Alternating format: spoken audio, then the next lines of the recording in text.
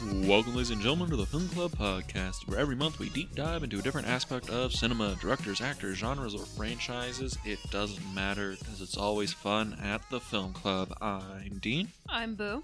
And this month we're talking about silent films. And this week we're talking about Metropolis. And that's right, Metropolis from 1927, directed by Fritz Lang, and runs, 2.5 hours, but sometimes 90 minutes, and sometimes only like an hour and a half.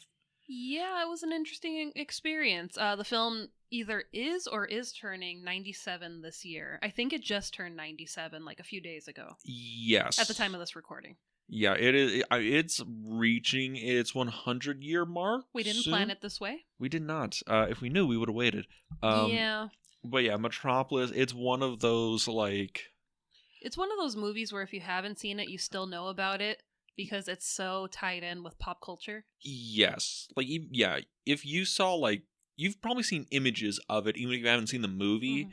And it's one of those things that's continually referenced a lot by other filmmakers. And if you're a movie person, I think it's one of those movies you have to see once. It's in the canon of, oh, I'm a cinema dude. I watch all these cool movies, like Nosferatu. Yes, like me. Nosferatu, Metropolis, all those movies. But I mean, I got a little bit of a hot take on this one. Oh no! But I'm curious. I'm curious because you had never seen Metropolis before, right? I've just seen pieces. I've seen the pieces that I'm sure everyone has seen. The lady turning into the robot, the big skyscraper shots. Yeah, and some of the industrial scenes. I've seen a little bit. So whack the mic on that one. I totally did. So this was my first go at it completely, and I was surprised for being 2.5 hours. It moved pretty fast. Really? I was scared. I was starting to doze a little bit in the beginning, and I'm like, oh man, this is going to be one of those movies. And then once I, kind of pulled myself back up and kind of calmed into it. Chugged a Dr. Pepper. I'm like, okay, we're in it. Let's do it. Okay, now this is going to get into my hot take because, again, I really like Metropolis. I think it's a amazing feat of cinema. You mention it at least once a week. It is not even close. But I find it to be a little long. Oh yeah, it's a long movie. Well, I think it's I feel it drags like a mother in halfway through the second act. There's just a big chunk that just drags like crazy for me up until the third. For me, it felt like the beginning just dragged. I'm like, can we just pick up the pace and go? Can we get to the plot of the movie? Yeah. I know you're setting up story and atmosphere, but what's gonna happen? What's the objective here? It's I want to see Lady C-3PO before C-3PO, and let's do this. Yeah. But so that's kind of interesting. So you actually kind of came into it liking the movie. Yeah, because I mean it's visually stunning. Yes. And it's one of those movies that just makes you sit there and think, how did they pull this off in the 20s? Oh my god, okay. But I feel like this is going to be, the consensus of this month in general. How were they able to do this? Yeah, that's the wildest thing about this movie, and kind of why I think it's cannot be anything less than a masterpiece. It's just a marvel to look at. Because, it's 1927, but it was filmed in 25 to 26, yeah. Right? And I'm seeing images where I'm like, how can you do that without a computer? Mm-hmm. How are you making these optical effects on celluloid in, Germany or whatever? In the 20s. In the 20s. I'm like, how are you doing that? I mean, the other thing is, there's so much seamless work with miniatures, yeah, and how the miniatures and the forced perspective and using that with real actors, and it's hard to kind of tell sometimes how they're just doing it in a practical sense. How are you getting a camera that in that position when I know you're sitting in a studio, right? But the studio would have to be the size of a city block for you to get this kind of perspective. It's wild. Yeah. But we can agree artistically, the movie's insane, right? Oh yeah. But that plot though, Because yeah. I think I mentioned last week that Fritz Lang is a big P political filmmaker and Metropolis is a big P political film. Your thoughts on this film's big P politics? That's basically also the big P plot. Well, you weren't kidding when you said there was a lot of big P. Yes, there was a lot of big P in this movie. But it was hard for me to focus on that because why did the people look, like they were possessed in this movie? Oh, the makeup? Everybody looked possessed. That's why I'm like, are we watching a horror movie or are we watching a sci-fi movie? I can agree with you. The acting and how the actors' makeup looks, like the mad scientist Dr. Rotwang. I think it's spelled Rotwang, but I think it's pronounced Rotwang. Rotwang, yeah, something. Because he's German or whatever. W's, yeah. But, like, he looks like, mad scientist. I know he visually was the inspiration for Dr. Pretorius in, like, Bride of Frankenstein. I mean, he was giving me major Caligari vibes. Yeah. The handler or the Dr. Caligari. Yeah, Caligari. Well, I mean, it goes back to Caligari where everyone's like, oh yeah, there's Caligari, and it's like, no, that's Caesar. That's not, Caligari or Caesar. We couldn't figure it out last time. We still haven't figured it out. The Kaiser. We'll go with that. Yes. But it is a thing where his sections when he's like hunting Maria down and kidnapping her, that's a horror movie. Like he is a scary looking dude. And then you have Fedor, and it's like he just has this such angular face that it looks like a mask. But it's just like, no, that guy's just got those like really high cheekbones sunken in jaw, and it's so weird looking. And he also gets incredibly close to everybody that he encounters. I think that's a thing where like this acting is meant to be very like big and kind of hammy. But I mean, it's like, he's like, oh, this person, I haven't seen you, I need help, and then he's holding him by the waist, and I'm like, guys, what are we doing? Are we like impeding a moment here? Like what? It is weird. But yes, there's a lot of hammy acting. A lot of hammy acting. And it's like, I get it. I mean, this is something that we talked about in Sunset Boulevard, where it's, those silent actors, they were just mugging for the cameras. They also didn't invent naturalistic acting until the fucking 50s, right? No, so it's, it's interesting to see the progression where it's like, wow, the sets are spectacular. The acting's a little over the top. I think it's elevated, but I think it's on purpose. Yeah. Just because, like, we're looking at a fantasy world, right? Like, nothing in this world makes sense. But it just looks cool. When they're saving the children, it's like, that's very natural.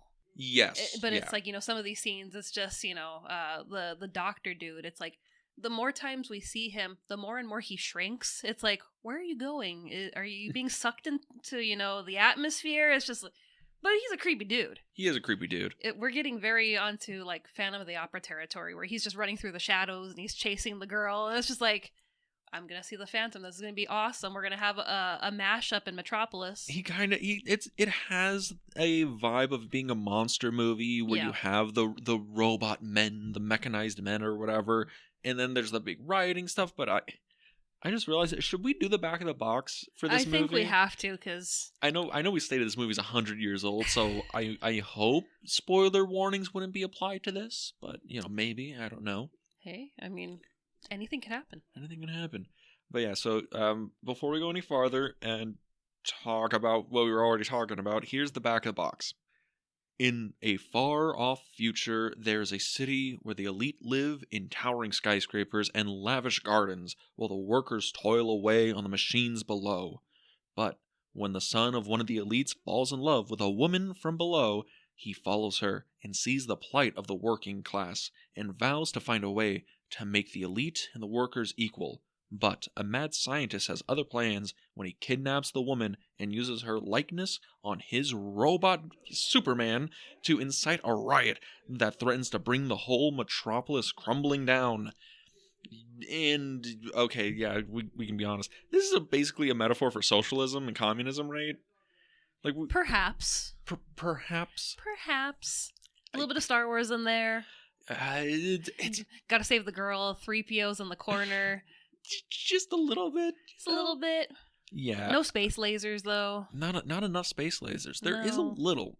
But yeah, I think that's one of the big things about the movie that you really, really catch on just like, even in a casual view, is Fritz Lang is trying to make a metaphor or push for like socialism, Yeah. right? And the movie is taking its approach in the most like, oh, what we need to make, the rich people and the poor people come together is A mediator. a mediator. What's the movie open with? It's the only way to come together between the brain and the hands is the heart. And it's like, okay, that is the most like sweet, like, oh honey I'm ways just sitting to there on my approach couch this. last night, and I'm like, what is Dean making me watch? What are we doing here? We're watching communist propaganda. But it's a thing where it's like, that's what he's talking about. It's not hard to discern that. He's also talking about like automation, dehumanization through mechanization. A big clock. A lot of clocks. I mean, he had to put full body to keep that clock going. Mm-hmm. I was just like, my God, he is just one with the clock. Yeah, it's just one of those things where watching the movie, it is not even subtle. That's the thing. It's not even like oh, maybe he's talking about something else. That's what the movie's about. But it is funny because, like we were talking about, oh, effects wise, this movie's beautiful. Yeah. And the plot is like, yeah. Even the critics at the time had the exact same take. They were like, man, this movie, technical marvel, technical feat, greatest achievement in cinema. But man, like, Fritz Lang has no understanding of politics or the working class or anything like that. Like, people really looked at this movie as being like a very, very simplistic view of like the world, which is a little true. It needed more comedy in it. I don't think there's any comedy in this movie. Exactly, needed more comedy in it. But yeah, I get the sense you probably don't want to broach this topic. No, I mean we can. It's just, yeah, like I said, the beginning was just kind of like, oh, a slog. Like, okay, let's get through it. I know you're trying to, tell us what the world is and why it's in the disarray and who this character is, but it's like, I want to see the robot lady. The robot? You want to see Maria? I want to see Maria. And then once we get robot Maria, she was terrifying. It's the thing, because I didn't write down that actress's name. I have it. It is Bridget Helm. Bridget Helm. She is the best actor in this movie. Oh yeah. Hands down. Like, and it's not even close. Like the like Rotwang, he is more like interesting because he's the villain and he's hammy and he's got like those crazy eyes and the weird hair. And he hides in the shadows. But Bridget Helm, she's playing like two roles. She's playing, Maria and Evil Maria. Mm-hmm. She's playing both sides of like that whole virgin horror complex, right? Where it's like, oh, the like normal Maria is literally shepherding orphans throughout the city to try. She saves the children. She literally she meets Freder. Not that, I'm an expert on German names, but I think it's Freder. Okay, she meets Freder when she goes up to the beautiful gardens to tell them, it's like, see, children, these people are just like you. They are just, maybe a little better off. And she's like, but maybe one day they will see the light and, we will, get you homes or whatever. And he's like, oh, wow, she's so beautiful. Oh, my God. And then in this Alice in Wonderland kind of garden. Love the set. It's weird as shit, but I kind of love it. And then when she's playing like Evil Maria, she's fucking going to the cabaret and doing like strip teases. Yeah, and the men, they're just becoming more entranced with her. They look possessed. I'm like, what is going on? I was a little surprised because I've seen this movie probably like 2 or 3 times. Mm-hmm. I continually forget how many boobs are in this movie. Yeah, but again, this is, 1927. This is way before the production code. It was, but this was also released in Germany and like Europe. I don't know what their censorship boards were like because this movie was annihilated. Yeah. There's actually something interesting about this movie. I wrote it down. So we said it's like a 2.5-hour movie, right? Yeah. So when it was originally released in 1927, in like January, I think, like the beginning of 1927, which is going to be relevant in a second, its runtime was 153 minutes. And then, right after the premiere, they were like, it's too long, you got to trim it down, Fritz. And he's like, fine, whatever. Recuts it to 116 minutes. And then they ship it off to the US. And they're like, this is a little too racy. Cut it down to 106 minutes. The UK were like, that's a little too short. Maybe we'll pad on a little bit. UK cut was 128 minutes. And then by the end of 1927, the longest cut that was like readily available, 118 minutes. 1936, it's 91 minutes. 1984, it's 83 minutes. This movie keeps getting cut down and down and down, and they kept losing footage. It wasn't until like fucking 2010 that they were getting enough assets to get you a 148-minute cut. Which they found all of that shit in a salt mine. I just wanted to point that out. They found the negatives of Metropolis in a fucking salt mine in South America. Yet we can't find a copy of London After Midnight. We really can't. You're just so mad. You're just like, they found this bullshit and I can't see Lon Chaney? Hey, I am not calling this bullshit, but really, we can't find London After Midnight? Lon Chaney's the best. It is funny, because this was kind of a lost film for a while. It was, and I want to talk about my experience watching it, because I know you probably have like 5 copies of this. I have 2, actually. I have the 2001 cut, that's 124 minutes, and the 2010 cut, that's the 148, like the quote-unquote complete Metropolis. Yeah. I think it's missing like 2 scenes. So last night, I'm like, okay, I had planned on watching this on Tubi, because Tubi is like one of the few places that actually has it. And Tubi's a good streaming service. It is. So I play the movie, it starts. The restoration that they have is beautiful. It's very clear. Mm-hmm. Every now and then it cuts away to scenes where you could tell, like, oh, that's one of the older ones that they were able to kind of fill in. This is the one from the salt mine that survived, and that's what they're using to fill. But I'm sitting there and I'm listening to the music, and I'm like, this clearly isn't right. My mom walks in and she's like, what are you watching? And I'm like, Metropolis. She goes, that's not Metropolis, the score. And I'm like, I know. And it was bothering me. It was like this cheap ragtime that they were playing over it on Tubi. Uh-huh. And I was like... Wait, was it just a loop of like a 5-minute... Of a 5-minute ragtime. And I was like, okay, I'm not going to be able to do this. Like, score is important to me. I need to listen to it with its original score. And especially to silent films where it's like score is like half the movie. Yeah. Right? So I ended up having to go on YouTube, watch a version that was complete. Wasn't the quality that it was on Tubi. Mm. So I kind of sat there and I'm like, well, damn, maybe I could find the score, like the complete score, and just listen to it on headphones and then watch it on the TV at the same time. Because you can do that with silent movies, yeah. You can do that. But no, I watched it on YouTube. It was its own experience. But yeah, the score is so important for this movie. Yes. And that's a thing I think people get like weirded out about, because, silent movies, they're like, well, they're silent. They just sat in a theater and just watched, it play on the screen. No, every movie had a musical accompaniment. Yeah, and I mean, most movies are like Nickelodeon's. That's when they'd be, they'd have the piano player in there that would play along. And it would go like da-da-da-da-da-da. Yeah, but they would change it up for each film. Yeah, and it's not until we got like the features that it was like, oh no, you actually need a score to go for this movie.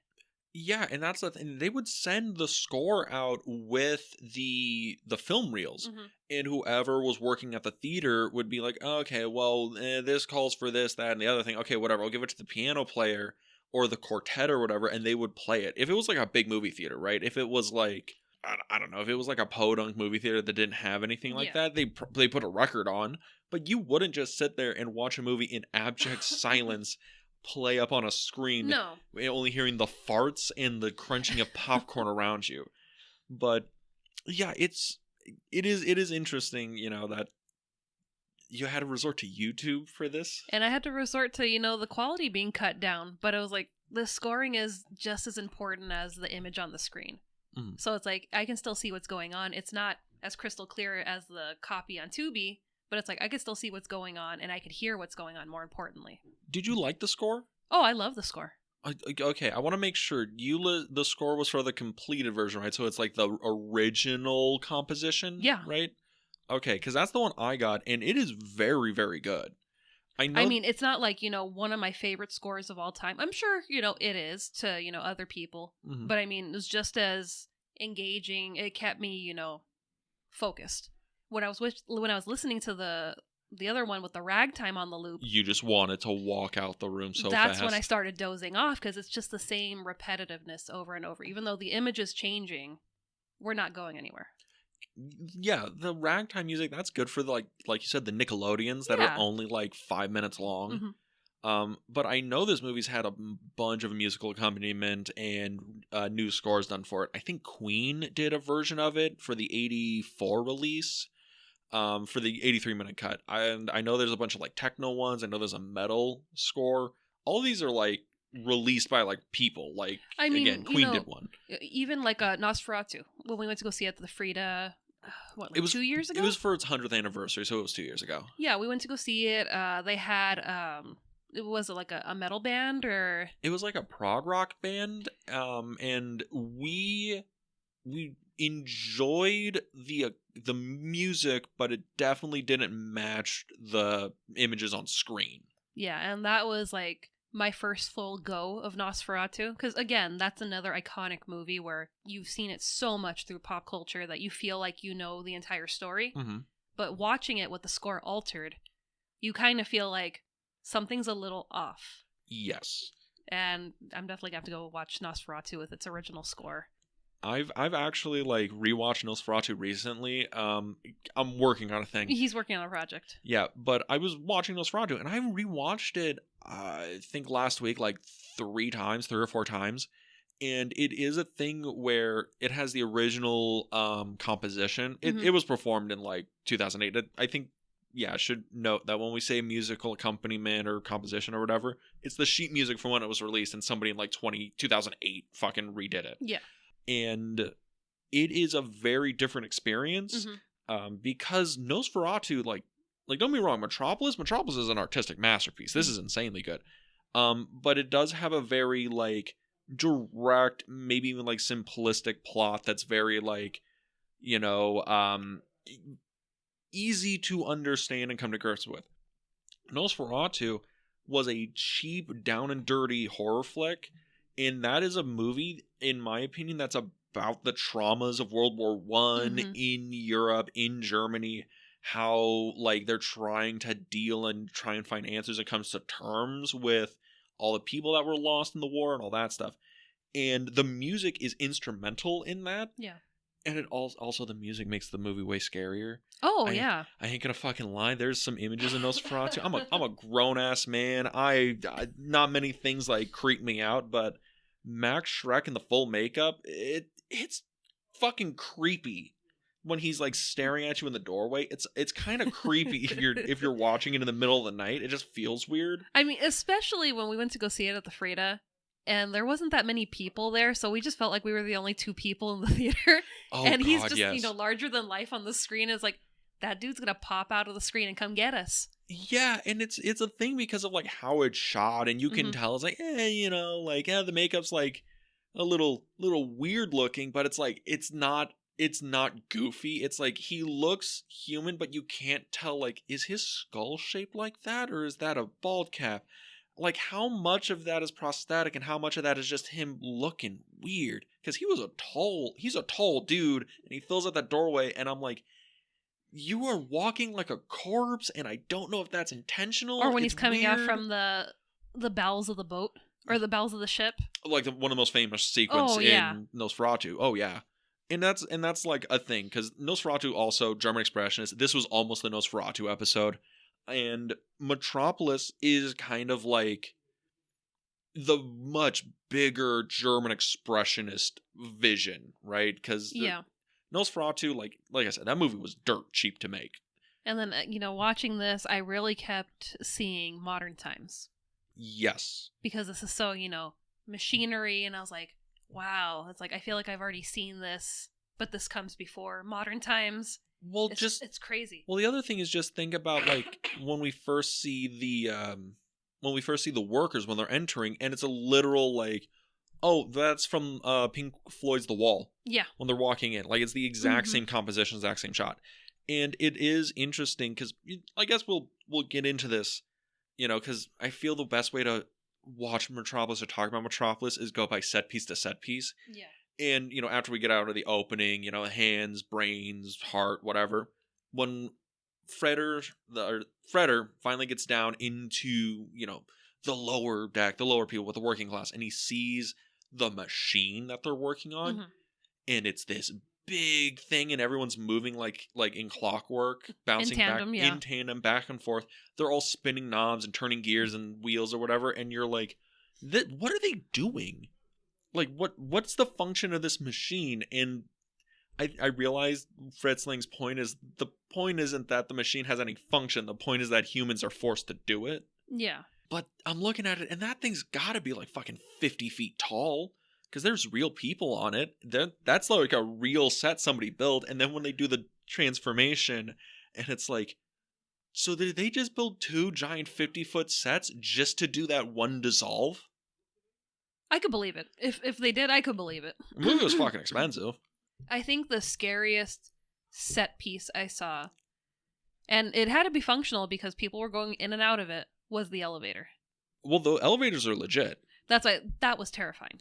Yeah, well, those were just like, okay, I got a question. Which elevator are you talking about? Are you talking about the ones that, like, you just kind of, like, hop in and they never stop? Or the ones that are, like, the big freight elevators? No, the ones you hop in and they don't stop. Those were real elevators that they had in Europe for, like, terrifying. Years. Yeah.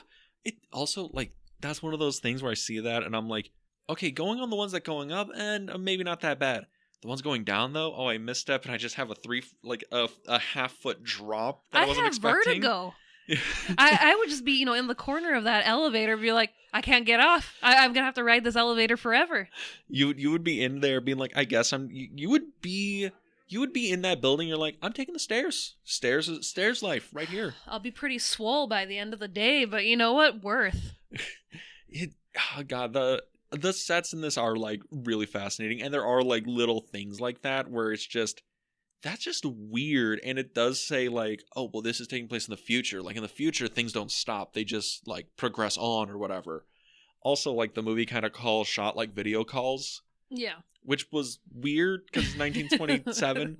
They were on it. They were on it. And, you mentioned modern times. This feels a little bit like Charlie Chaplin might have been cribbing a lot of notes for modern times in this. He was probably like, okay, this is fascinating. I bet I could do something like this. He can try and turn it into a comedy. I mean, we have that, that part where, he goes into the machine and he's, functioning and he's moving in tandem with the machine. And that's just like, wow, it's so crazy to see, even that close of a gap in time.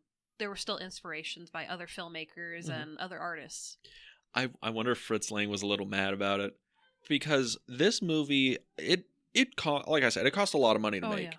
I think at the time it was 5.3 million marks, which I think equated to like 20 million pounds, which I think now would be like ridiculous. It'd be like $100 million movie. And, a ton of people were unemployed at the time. There was just a lot of stuff going on. But this was during the German Depression. Yeah.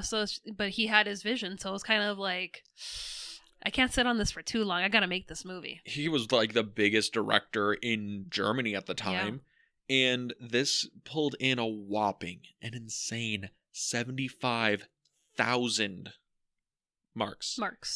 75 grand against a $5.3 million budget. Yeah. Massive flop. Yeah, but did it really flop when, almost 100 years later, people are still watching it and talking about it? See, that's the thing. The movie... Even at the time, people were like, oh, this is impressive. It's great.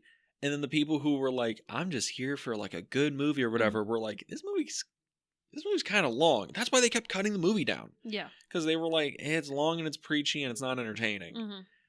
But it fucking looks cool. It looks really cool. It's kind of like Avatar. Like, hey, it's kind of long and preachy and it looks weird, but it looks cool. That's Avatar. I'm convinced that James Cameron is just the reincarnation of Fritz Lang, and he's just trying to remake Metropolis. So we kind of went to college with Fritz Lang? Possibly. Interesting. We're going to go with James Cameron. Let's be real here. Yeah, that man was graduated and had a kid by the time either of us were born. Yeah, we're not that old, but alumni.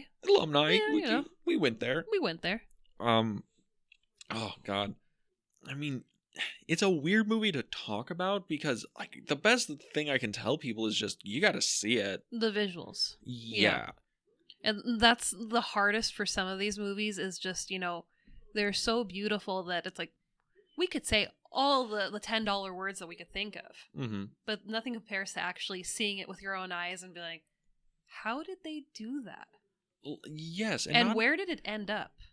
Yeah, because I don't know where most of the props for this went. I actually kind of looked to see if anything from the original film survived, but I think there was this big thing that happened about in the mid-40s kind of thing that probably destroyed a lot of it. Yeah, some asshole went around and ruined the world, but Oh, actually, okay. Do I have sorry, I'm going to give a funny story about Fritz Lang and Hitler? You have time. All right, cool. So this is one of my favorite things. So Fritz Lang directs Metropolis. He also directed M. He directed Dr. Mabuse the Gambler. Again, even though this movie flopped, everyone was like, visionary director, artistic genius. Yeah. The guy makes, nothing but bangers. Maybe unappreciated bangers, but bangers. But someday someone will. Someday someone will. And that person was Hitler. So, fuck that guy. Exactly. Hitler sucked. But what happened was Fritz Lang, he's chilling in Germany, whatever. I think it's like 1936, 35, something like that. So, Nazis are in power. And he gets a call. And it's it's like, hey, Goebbels wants a meeting with you. He was the head of Nazi propaganda. Yeah. And he's like, they want a meeting with you. They want to discuss things, whatever. And Fritz Lang is like, that's weird. It's like getting a call from like the Secretary of State or whatever. Like, hey, can you want to come over for dinner? Say hi. So Fritz Lang goes, sits down in Goebbels' office, and he's like, so what do you want to know? And he's like, the Fuhrer is a huge fan of your work. Loves Metropolis, loves all he's not a huge fan of M, but Metropolis, that is the greatest feat of German cinema, and we want you to be the director of all German film out of the propaganda department. So the job offer was basically every film that was going to be released out of Germany was going to have his personal approval. And he was going to basically have free reign to direct anything he wanted as long as it pushed forward like Nazi propaganda. But Fritz Lang had a pretty big hang up on doing that because his response to Goebbels was, well, I mean, that sounds all like a wonderful job, but you do know I'm Jewish, right? And Goebbels took his glasses off, leaned in on the table, says, Mr. Lang, we decide who's Jewish. And Fritz Lang was like, all right, shook his hand. I was like, I will start Monday, sir. I'm so glad to work for you in the Fuhrer. And on Saturday, he fled Germany and got the hell out and ended up in America. Yep. Or France, because he was in contempt in 60-something. But yeah, that is one of the funny stories about Fritz Lang is Hitler loved his movies. And Fritz Lang was not a big fan of the man. Yeah, that was really surprising when I was doing my research. And I was like, oh, I mean, it makes sense because, this is a German director and, in Germany of this, era. He's a huge deal. Yeah. And I mean, you see the scopes of his films and it's like, wow, it's fascinating to look at. But yeah, fuck Hitler. Like, yeah, you take your job and you shove it up your ass. You hop into that other guy's ass. So fuck you guys. I like how you have to stay such a hard stance of like, Hitler's awful. I'm like, we all know Hitler's awful, right, guys? Like, we can agree that he was the bad guy. We hope people know that. I mean, you see some crazy stuff that's happening around California, and it's just like, no. Fuck that guy. Exactly. But I find that story just, like, maddeningly interesting. Oh, yeah. I mean, it's always interesting when we have these older films and just, just that they've survived time and, progression, how people have, evolved and, we love, like, Fast and the Furious now. We love these big blockbuster movies, but it's still fascinating to see these movies have still survived. They're still, a fan base, but just the history that they've survived through. Oh, yeah. World wars, dictatorships. It's also an interesting thing, it's one of those things where it's like, even a monster is human. And I think qualifying a monster as just a monster is like belittling to the psychology of the person. Yeah. But it's like a thing where it's like, you can think, oh my God, Hitler loved Metropolis. I can't appreciate this. And I'm like, that's basically saying, oh my God, Kim Jong-un loved Star Wars. it's kind of like that thing where it's Or like it's this a was thing where like Charles Manson really tried to get into the Beach Boys, and it's like, do I listen to the Beach Boys? I found that out. I had no idea that was a real thing. Oh yeah. And I was like, oh my god, that can't be real. And I found out that I guess he wasn't like trying to get into the Beast Boys. He knew them. He lived at one of their houses, and one of his songs actually made it onto a Beach Boys album. Yeah. And I was like, oh my god, what maddening thing did Charles Manson slip into a Beach Boys out? And it's just like a hanging out at the beach, like girl vibe song. And I'm like, oh, okay, so it wasn't nearly as bad as I thought. But oh my god, Charles Manson wrote this. It is weird when you think about that. Like, you know, these terrible people just have like these weird things that you can say, like, these terrible people are still people. Yeah. And it's like, you know, like, you can't like what I like. You know, fuck you. You're a horrible person. Don't like what I like. But this is a weird tangent we got on, but I kind of like it because it's an interesting psychological study you can see through film. You know, bad people like movies. And I mean, it's also a thing where, you know, this is part of the history that goes with the film. Because, you know, yeah, this, you know, might have been a big film here in the United States many years later. But at the time in Germany, this was probably a big deal. Well, that's the thing. It wasn't a big deal, but the reason why it's important to note is the reason as much of Metropolis survived is because Hitler and Goebbels liked it. It was put into, like, the German archives. Like, that's something that's, like... But I mean, no. That's also... I think that's why pieces of Nosferatu still survive. Like, a lot of German Expressionist movies survived because the Nazis liked them and archived them and made prints of them. Mm-hmm. You know, like, because think about it, a lot of these movies are just lost to time, destroyed through wars, history, mismanagement. They salvaged these, which, again, awful human beings. Fuck those guys. Fuck those guys. But it's just an interesting thing about, like, film history. You know, these movies survive because some Nazi dude liked the movie and put it into the vault. Which is so weird. It's fucking weird, yeah. Again, like, this is way more political than our podcast usually gets, people. I swear to God. But it's also a political movie, so it's like you kind of have to talk about not just the politics of the movie, but the politics of the time. And at the time, people were calling for Germany to be a socialist, you know, more socialist, because they were going through a huge depression. And, you know, the Nazis, they were the nationalist socialist party. But to pull back to America, you know, it's so fascinating to see, you know, the Metropolis that the Germans got to see, and then what the Americans saw, and then you have the creators of Superman that were like, wow, you know, this progressive, you know, big city. The world of tomorrow. The world of tomorrow. You know, that should be the place that Superman calls home.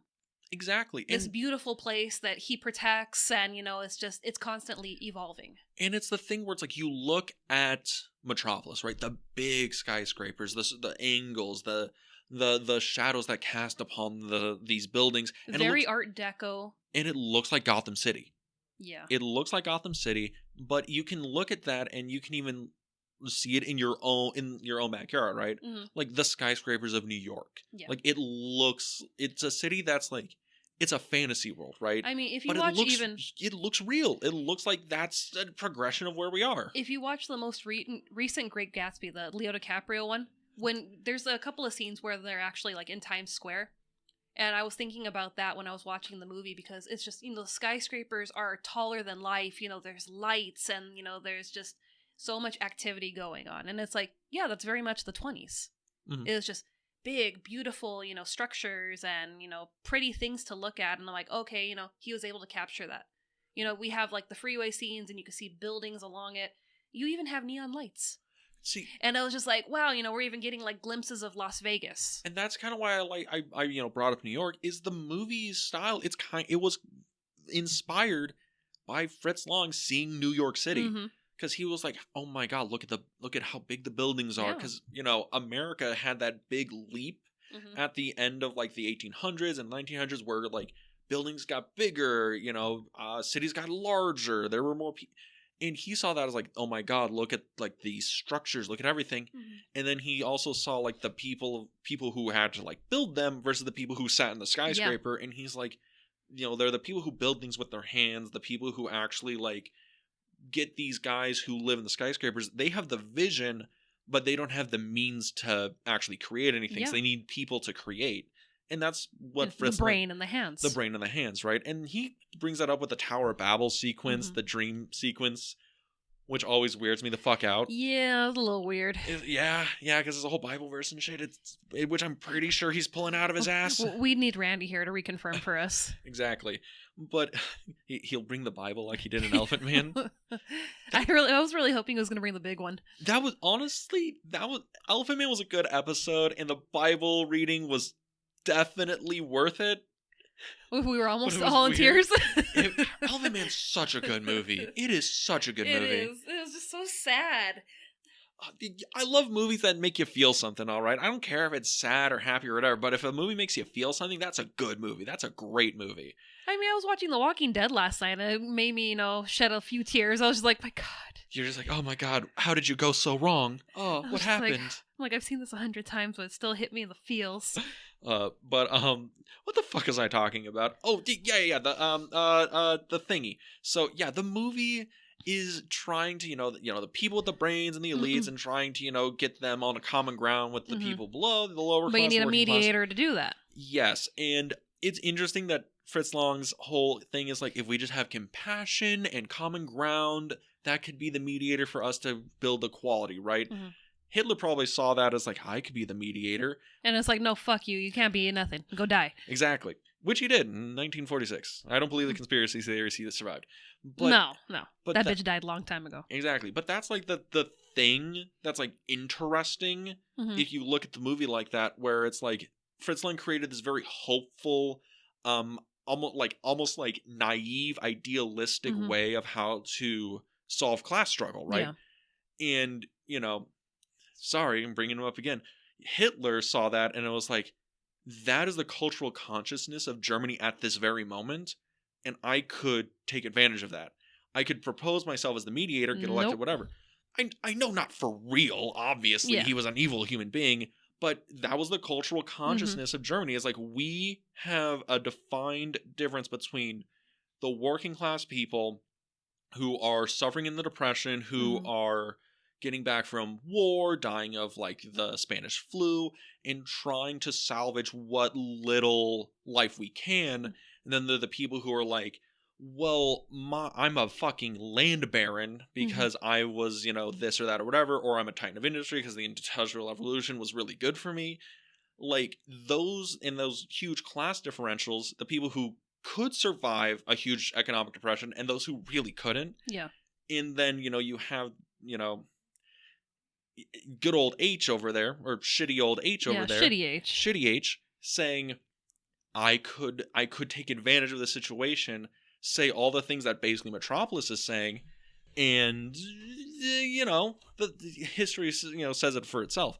But it's just so interesting that Metropolis captures that cultural idea so succinctly, even though I find the plot fucking boring shit. Yeah, I mean, that's what's kind of like, what are we doing here? It's like, I get what we're trying to do. We're trying to unite the brain with the hands, and we've got, suddenly a love story in here, and we've got the evil doctor, and it's just and the evil doctor's doing it because like the super rich guy knocked up like his true love, and then she died in childbirth, so it's also a revenge narrative. It's just, there's so much going on in the story. And then you also have the bodyguard that's trying to hunt down. Dude, the bodyguard is so creepy. He is Lurch. All right, that's what he fucking looks like. He looks like Lurch. And also, his plot line is absolutely not necessary. Like, no, he's absolutely just, not necessary. He's following around the fake son because, Fredder and one of the guys that works in the 11811 is his like moniker. Yeah, they switch lives, so it's like now we've got like the Parent Trap, where the twins of Prince and the Pauper. So it's like, okay, it's like there's just so much going on, and then we have the robot itself. Yeah, okay, fine. We'll stop burying the lead. We'll talk about Robot Lady, the Robot Man, Evil Maria, Anti-Marie. The Robot Lady. The Robot Lady. The Robot Lady. Fucking cool as hell effect and costume that I know is probably a pain in the ass to wear. Yeah, I had read that somewhere that the costume was incredibly uncomfortable for Bridget Helm. It was, like hard plastic, and she was kind of like, "Do I really have to wear this all the time?" And the director's like, "Yeah." Oh yeah. Fritz was like, "Yeah, you got to be in the costume." Famously, Fritz Lang was kind of a dick on this set. Like, okay, not kind of a dick. He was an absolute asshole making this movie. And I mean, it's like, I get it. You have your vision. At the time, you're able to accomplish so much with just the scenery. I know we can only do so much with costuming. You can only do so much with the performances. You can only do so much with this. To put it this way, Stanley Kubrick seemed like a very casual, chill dude compared to how Fritz Lang acted on this set. Very demanding and very rough around the edges. Yeah. But I mean, it is impressive when you see that scene when she transforms into Maria.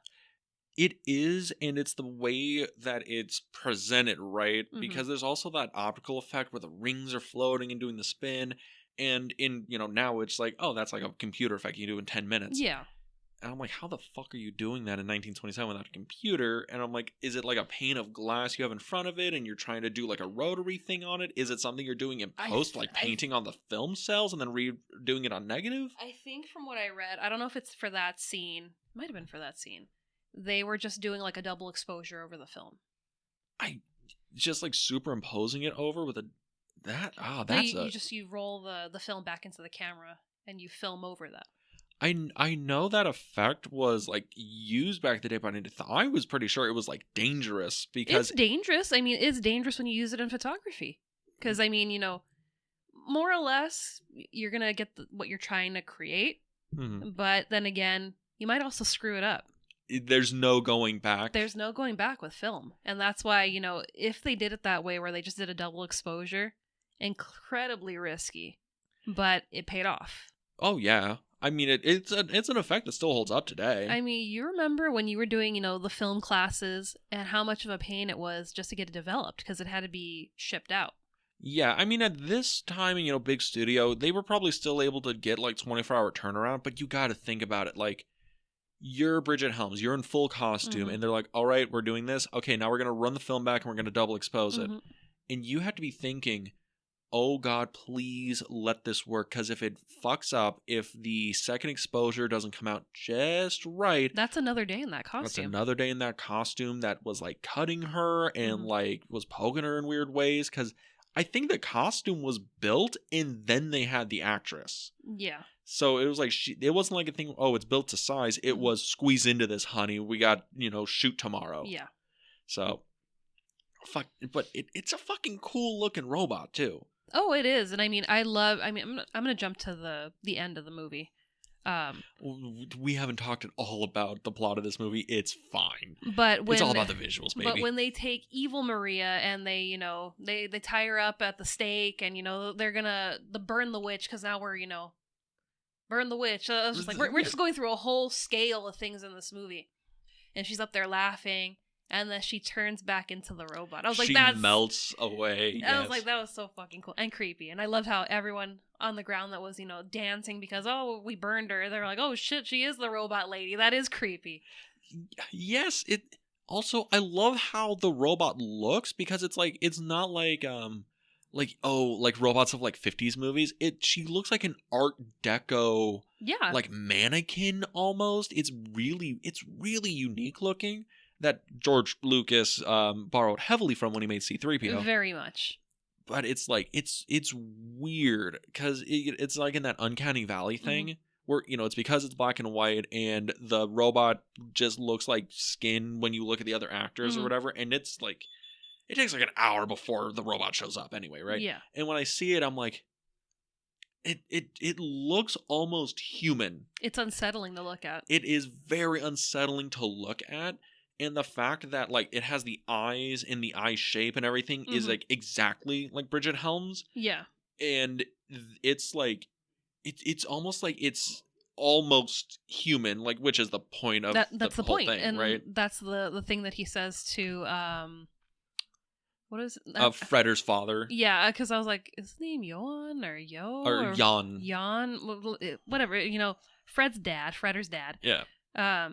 He goes, yeah, my robots are going to be so realistic. You're not going to know who's human or who's robot. And I think that's another commentary Fretzlang is making is the more we give into autonomization, we lose something human about ourselves. And that's still issues we're dealing with today with AI. Yeah.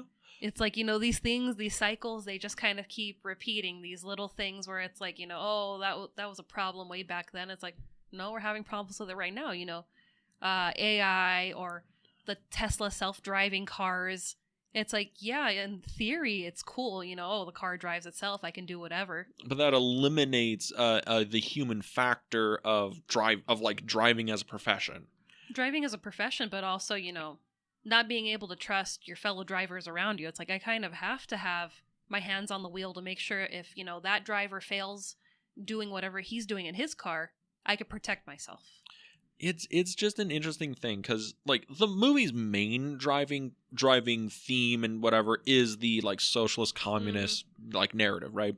But it does have its commentations on that thing where it's like the more we mechanize the world around us, the less we're losing humanity. Yeah, the less of the human element of our world we have. We affect our world less when everything is done through a machine and gears and all this and that or whatever, but with the human element of actually making something with your hands is different, right? And that's why it was so creepy, when we have fake Maria and she's talking to the workers below, and they would pan over to the workers and they're just inching and inching forward towards her she's hypnotizing them. It's same with the wealthy men when she's dancing for them and they're just hypnotized by her, and it's just like, you guys are drones. Well, also let's be real here. Evil Maria is breaking it down. Yeah, she is going ham sandwich. She was dancing to "Pour Some Sugar on Me" decades before the song was released. Because centuries before. It is really funny because I'm watching it, right, and all the guys are like, oh my god, and they're drooling, they're falling over themselves, oh my god, I can't believe my cock can be this hard. Oh, god. And I'm watching it and I'm like, it looks like she is spazzing out, oh, she looks like she's malfunctioning. Yes, it looks like, oh, okay, the fembots from Austin Powers when they start to low key, yeah. I was gonna say, have you ever been to a party and you see your friend who's had one or two beers more than they really should have, and they're kind of they're walking on the trampoline at that point, but they really want to dance, and they're just throwing hands out and they're feeling the music, and they look like the guy from Counting Crows and the Mr. Jones videos, and they're just feeling it. But in their head, they're like, I look so good, but you're watching it and you're like, that is just a fall waiting to happen. That's kind of what she looks like. I mean, it's way more choreographed and whatever, but I'm like, those aren't dance moves. She's just kind of rolling her body around on the floor that's cool. I don't know. This was the 20s, they were trying something, I guess. Also, I need to know, did this movie invent nipple pasties?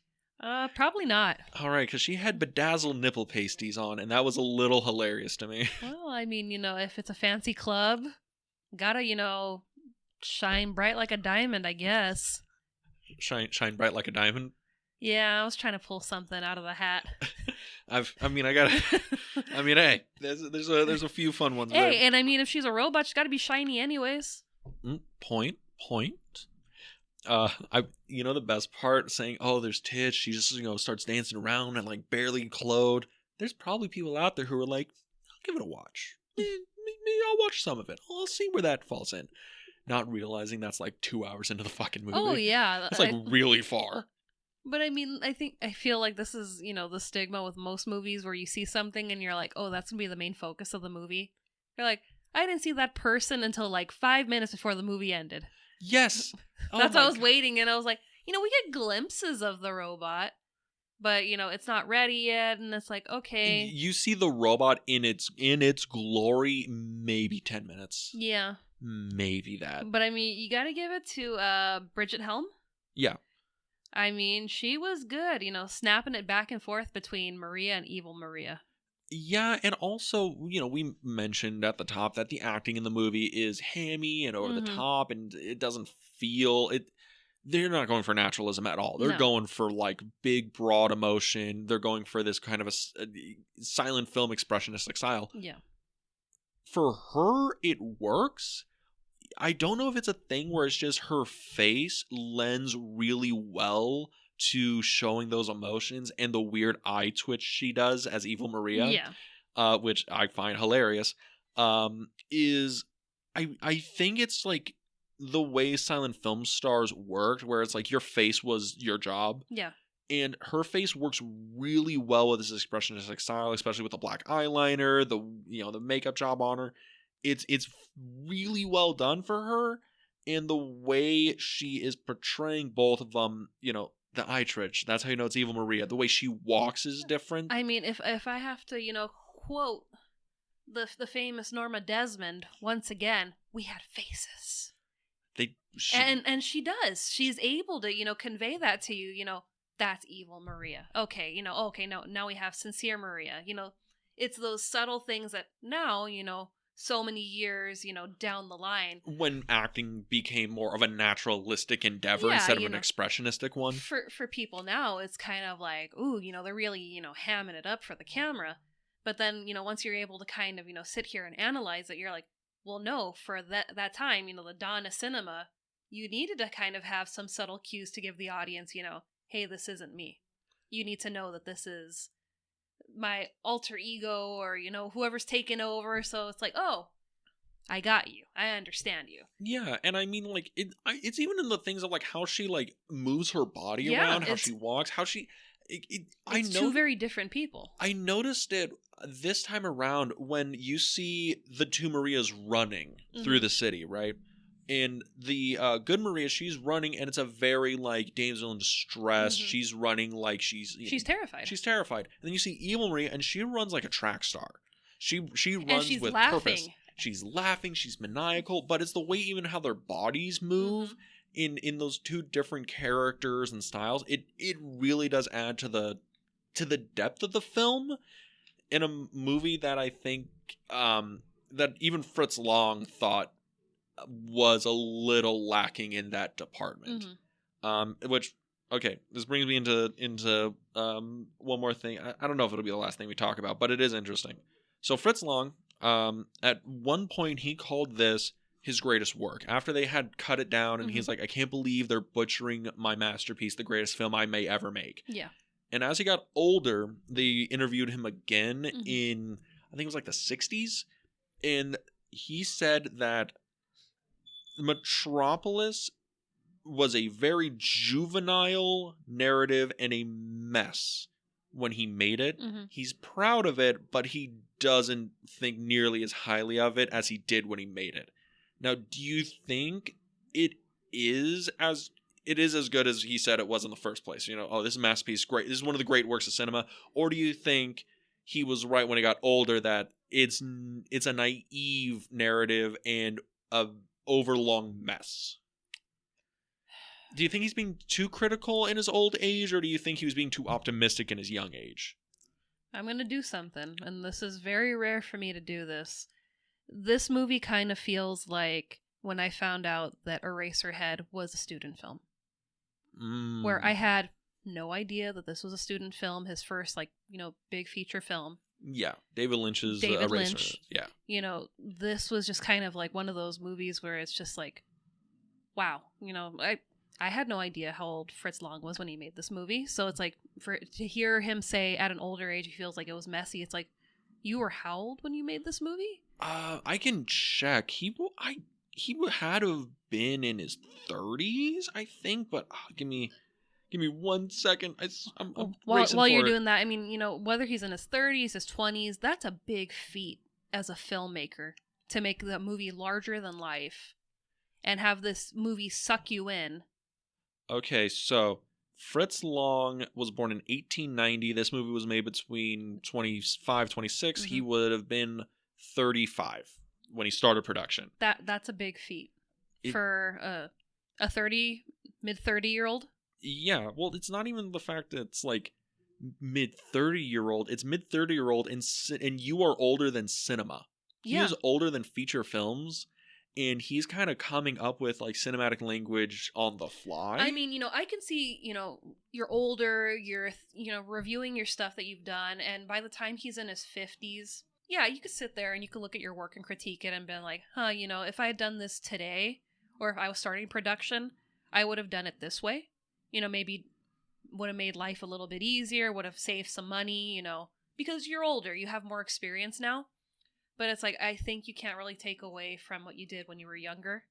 Because, I mean, you would probably lose the entirety of this movie if he had done it at a different age. So I think he's being a little bit too critical. You think so? Yeah, because, I mean, sure, who knows what we would have gotten if that Metropolis had come out maybe 20 years later, 10 years later even. 100% a different movie. It's also the thing where he's looking at it in that critical sense. Yeah. I think he's valid in saying that it was a little messy at the time and it kind of got away from him, but it was a huge production. It took him a year to make it. He had made huge movies beforehand. He made Dr. Mabusa the Gambler like 2 or 3 years beforehand.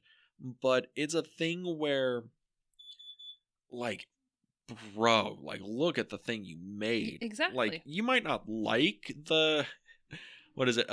You might not like the house you built, but it's still a really nice house. Mm-hmm. Like, it still looks good. It's still standing. It's still standing. It's still impressive. I mean, it's this and M are his most influential films in the movies that, 100 years even from now, they will still be talking about Fritz Lang's Metropolis and M, because it is a movie that has inspired so much. It looks so far forward in time. It's talking, granted, juvenile narrative, right? Said it a bunch of times, but it is a little juvenile, maybe, but it's a very broad and open narrative that can be reinterpreted forever. It's the thing where it's like the Declaration or the Constitution, right? The reason it's written so like big and broad and like vague or whatever is so it's a breathing document. It can always be reinterpreted as time goes on. So as society changes, as society evolves, those rules can still be reinterpreted for a new age. Yeah. And I think that's what Metropolis kind of is. It's using a very simplistic plot narrative, simplistic themes that Fritz Lang is looking at as these are universal themes. And I'm using these big, broad characters, big, broad, expressionistic style. We're playing to the, the cheap seats. Everyone can understand, like, when they're happy and sad because they're big smiles or big frowns. But it's something that's universally interpretable. Like, this is a movie that, is still relevant today. There's still class struggle today. Yeah. There's still that feeling that there's this huge gap between the rich and the poor, and we need to find a way to come together so we can make things more, even and equal or whatever you want to say. And that's the thing about Metropolis that's beautiful, is that it's a breathing film. Yeah. It's a movie that will last long after however, because it's a breathing film, it can always come back to, and you can feel society within that work. As long as there's humanity, we will always have these issues, even though we wish, we could fix things, but there's always going to be struggles. And that's how, 100 years from now, who knows what the world's going to look like, but yeah, there's probably still going to be issues with, the working class and, the wealthy, and hopefully there's no more depressions, but it's just, hopefully the atomic robot Supermans won't have taken over. We need more Clark Kents. Just a few more Clark Kents. But yeah, that was Metropolis. That wasn't a down note, right? Like, the movie's fucking good. Oh no, it's a good movie. It's a little all over the place. Yeah. Wasn't expecting a love story to come out of it. I just thought it was going to be cool sci-fi shit. You wanted Star Wars. You wanted Star Wars and you got the Communist Manifesto. I'm going to go home and watch The Mandalorian. Jesus. All right, so final thoughts on Metropolis? It's a good movie. Would like to see this on a bigger screen, even though I watched it on a big screen last night. But it's just, it's a feat for, a film of that time. And I recommend people watch it. Nice. I'm in agreement with you. I think I like and appreciate the film more than I enjoy it. Like on an intellectual level, I think it's amazing. On like an entertainment value, I have some gripes with it. But I really gotta say, if you're interested in movies, silent films, I think you gotta watch it. Oh yeah. I think it's a movie that, like, we went on that diatribe at the end there of like, yo, it's a breathing film, it's a breathing document. Like we should revisit it often, and I think we might have stumbled onto something that's really profound about this movie and why certain silent films work. We always stumble into things on the podcast. Yeah, like that was not planned. I kind of just rolled with it. But it's a very good movie, and I would recommend a lot of people watch this. But next week, we're talking about something completely different. We are, and it's going to cap off our month. It was a short month. It's a short month, yeah. We're trying this out, seeing how the 3 episodes work. But next week is going to be our guest episode. So why don't you plug who's coming on the podcast? It is going to be somebody we mentioned on this episode, Randy, my brother, former host of the Film Odyssey podcast, that he might want to come back and host again. I don't know. But he was on our Pagemaster, Stalker, and Elephant Man episodes last year. And he is going to bring in Sunrise, A Song of Two Humans, which I have been trying to get you to watch since we saw it on the Film Odyssey. Yeah, and you guys told me about how much it made you cry. It didn't make us cry. It's just a beautiful life. movie. Just quiet you. But yeah, Sunrise, Song of Two Humans, famously, it won the first Oscar for Best Picture, which it shared with Wings. Yes. And I think that was that the only time or one of the first few times that a Best Picture shared with another movie? It's the only time, because technically what it was is Wings won the Outstanding Production Award, which later got evolved into Best Picture. Best Picture. And Sunrise won Greatest Artistic Achievement Award, which was a parallel to the Best Picture. Yeah, they were both meant to be like, these are the top prize. Wings, you won the Outstanding. You were the biggest production, the grandest thing on scale. In Sunrise, you won Outstanding Artistic Achievement. You are the most artistically impactful and most artistically and going to be the most culturally relevant film of the films released this year. So it's like the one that's like the more, I would say, like artistically I guess, yeah, it's the most artistically powerful movie out of those two. It's also way more watchable. Wings is like 3 hours long. Sunrise, tight 90. It is also directed by somebody else we mentioned on this podcast, F.W. Murnau, the same director of Nosferatu. It's going to be an interesting episode. I think I'm still going to talk about Nosferatu, though. Probably. But are you excited to finally watch Sunrise? I know you are. I'm very excited. So I'm excited to get Randy back in the studio and talk to both of you guys about it, because I know you both love the movie. Randy has basically said it's the greatest film he has ever seen. And that says a lot, because the man loves a small little unit of movies. It's not like you, where you're like, oh yeah, this is my favorite movie, but really, that's my favorite movie, and I can tell you why that one's my favorite. I've watched a lot of movies. But Randy, he has, a small, close to the heart list of favorite movies. He do. But if anyone wanted to listen to that, where can they go? You can go to Apple Podcasts, Spotify, Google Podcasts, and our YouTube page. Yes, you can go to our YouTube channel, The Film Vault. That is The Film Vault on YouTube. You can go there, like, comment, subscribe, watch more of our videos. We are almost at 400 subscribers, so not bad. You can go and subscribe. I am doing a mad dash to try and release as many episodes as possible so we can finally sync up our release times. Catch up to 2024. Catching up. But yeah, so if you wanted to go and just listen to us on YouTube, we do some slideshows of our the stills from the movies, and give those a listen, because we're releasing like 4 or 5 videos a week until we catch up. When I have time and remember. Yes. But if you wanted to know when we're releasing something new or what we're up to on our off days, you can find us on our socials at Instagram at the Film Club Podcast, where we post daily stories, upcoming episodes, and random adventures we go on. And with that, we'll see you next week at the Film Club. Have a good week, everybody.